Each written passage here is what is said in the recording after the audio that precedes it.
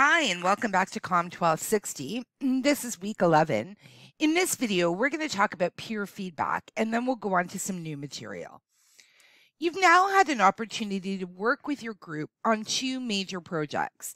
So the major project that you did with Professor Tony and the oral presentation that you've completed or are about to complete for me. It's now time to reflect on the group's interactions and to provide some peer feedback. You're going to be providing peer feedback to each member of your group. Let's talk about some general principles when we're talking about giving effective peer feedback. You want to be honest when you're giving feedback, but you also want to be supportive. So you want to make sure that you're identifying specific things that an individual might need to work on or that is doing already really well. You want to use evidence and you want to refer to specific things. So you might want to say, when we were writing the research part for Professor Tony, I noticed that you were very good with internet research, so that you're giving the person actual examples. When you're providing peer feedback, you want to give at least one thing that the person did very well and at least one thing that they should consider working on. You don't need to cover everything. So you want to pick and choose something that the person did really well, or a couple of things that the person did really well, and one or two things that the person should think about working on for future projects. You also want to make sure that you don't get personal. Okay, so talk about the work, not about personalities. It also is of no use for you to say that everyone in your group was absolutely excellent and has nothing to work on. That's not being honest, right? None of us are perfect. We all have things that we do well, and we all have things that we need to work on. Your role in providing peer feedback is to let that person know. You're almost taking a snapshot for them so that they can see themselves through a different pair of eyes. To provide really good feedback, you want that balance of both the positive and the negative. Again, being careful how you phrase the negative, of course.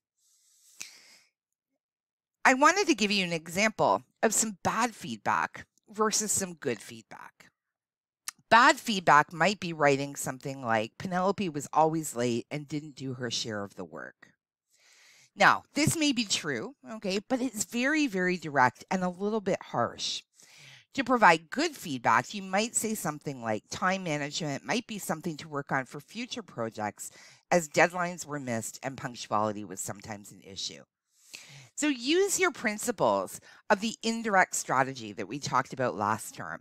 Remember to talk about things or tasks rather than people, so it doesn't sound like you're placing blame or being accusatory or being unfair in any particular way.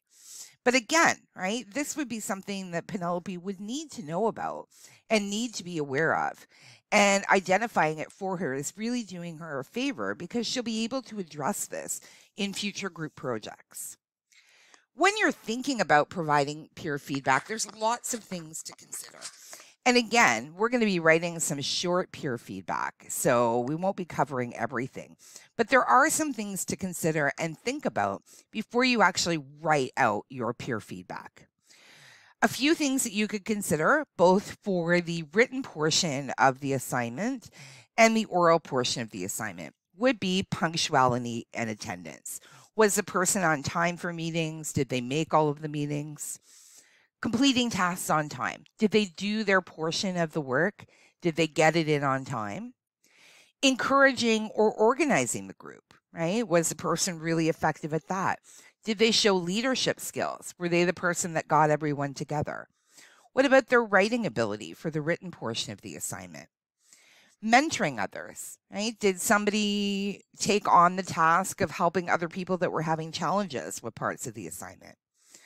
The communication within the group, right? Was somebody the facilitator? Was somebody the one that you counted on to always send the email and do the scheduling? Technology skills, right? What sorts of technology skills did people show, both with the written portion and with the oral portion? Speaking ability is something that you could highlight as well. Research ability, especially when you were doing the portion with Professor Tony, or anything else that you can think of. But this is just sort of a start of some things to think about as you're preparing your peer feedback. So you're going to be doing a peer feedback assignment. I'm going to just switch to this file right now. And it's worth 10% of your grade. It will not affect or influence or change the grades that's given to a group. You are the one going to be assessed for the quality of the feedback that you provide. So for this assignment, what I'm asking you to do is to focus on both positives and areas for development for every member of your group. I want you to be kind, but to be honest with your feedback. For each group member, I'm going to ask you to write a paragraph or two addressing the following.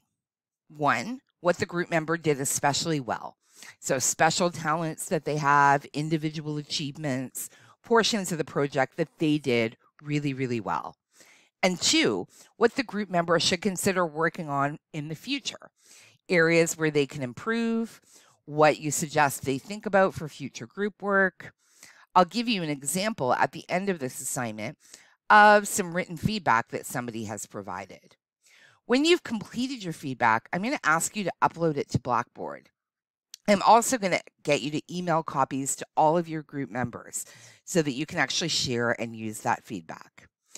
In this file, which is up under assignments, I've also given you some sample feedback. So you can see that the person who provided this feedback did 2 little paragraphs. Again, you would do this for each group member, okay, that you're assessing.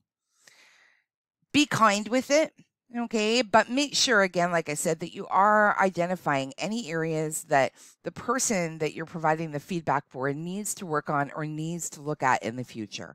You really are doing them a favor. And the peer feedback brings our group work to a close. So congratulations to every group. You've completed all of the necessary assignments for the group portion of COMM1260. In our next video, I will talk about resumes.